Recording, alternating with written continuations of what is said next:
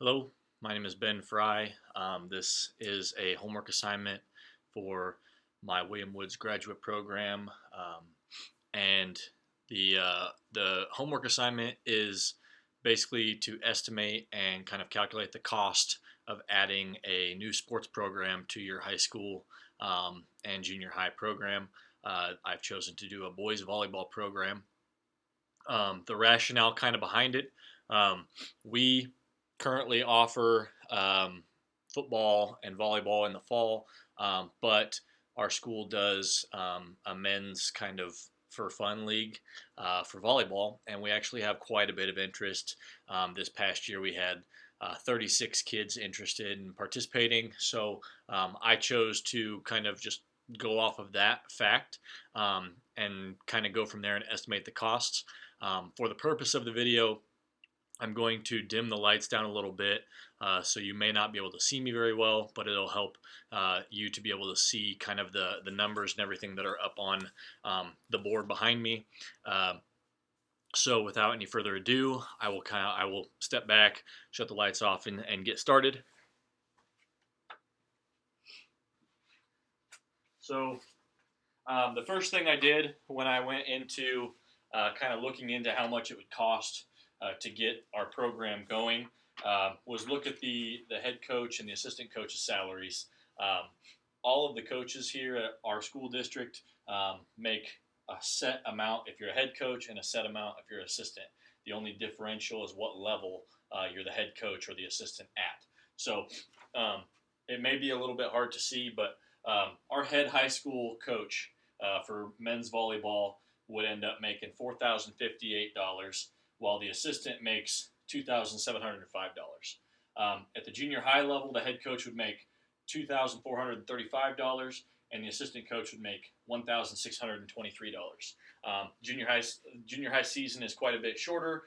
Doesn't involve as much tournament and travel play, postseason, all that kind of stuff. I then went and looked at how much it would cost for our school to purchase uniforms for every student that was interested. So I went all the way over here. So in the high school, we had 21 kids interested in playing volleyball, and in the junior high, we had 15. So that's a total of 36. All right. What our school spent on our volleyball uniforms last year was $39.99 per uniform. So I took that $39.99 and times it by the amount of kids we had out to get a set number. Our total $839.79, and then for the junior, that was for the high school. The junior high would be $599.85. Now, obviously, we're not going to buy the exact amount of uniforms that it would be for us to have a program. We're going to buy more than 21 uniforms if we've got that many kids interested, and we're going to buy more than 15 at the junior high level.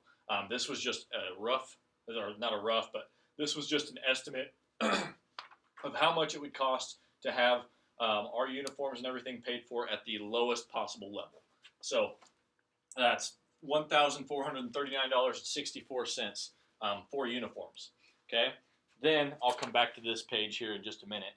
But then I went and I started factoring how much it would cost us to have a home season and an away season. Now, the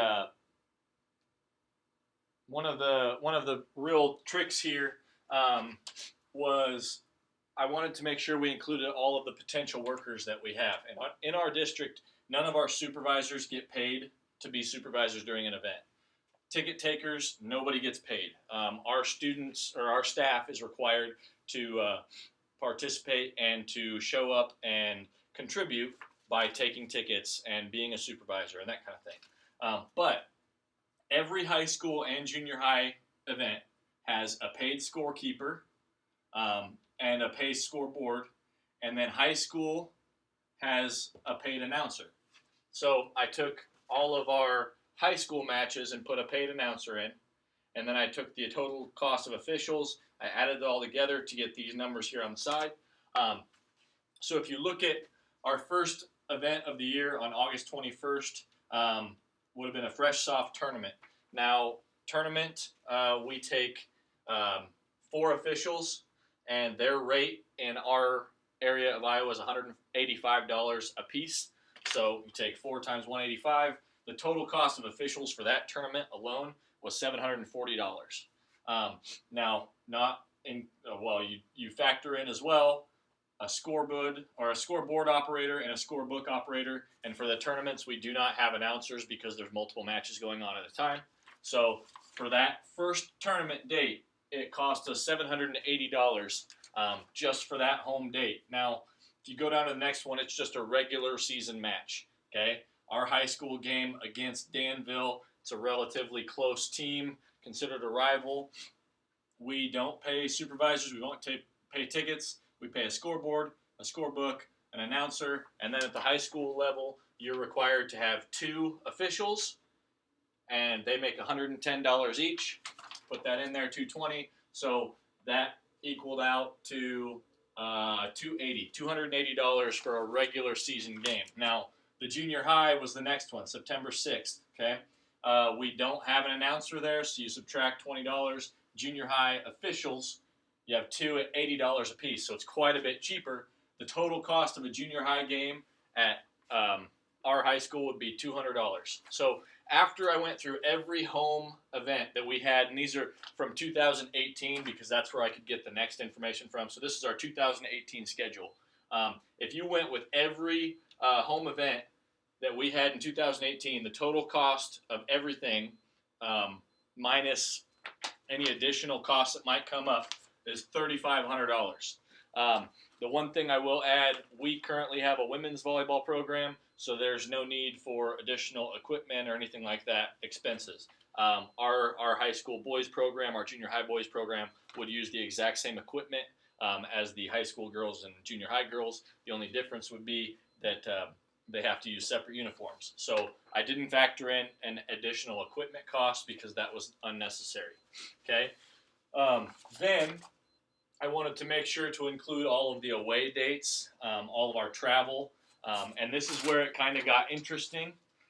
So our district has a policy that, and this may be relatively universal, but our district has a policy that our bus drivers, if they have to miss their bus route, automatically make that bus route rate that they were hired to make. So I'll skip just kind of down here so that way I can kind of walk through it. On September 10th, our high school was going to Holy Trinity. It's about a 35 minute drive. They went, the total time that the bus driver spent was 6 hours, and that's taking them there, dropping them off, waiting for the matches to end, and then driving them back. So their bus had to leave before they could complete their route. So they get paid their $35 route fee. Okay, their hourly rate is $11.84. So you take that times their 6 hours spent, and you get a total down there. You also have to account for the sub that covered the route that this guy missed. So they had to have one route sub, and you factor in that route sub's route pay, so $35 again. So you have $35 in here twice.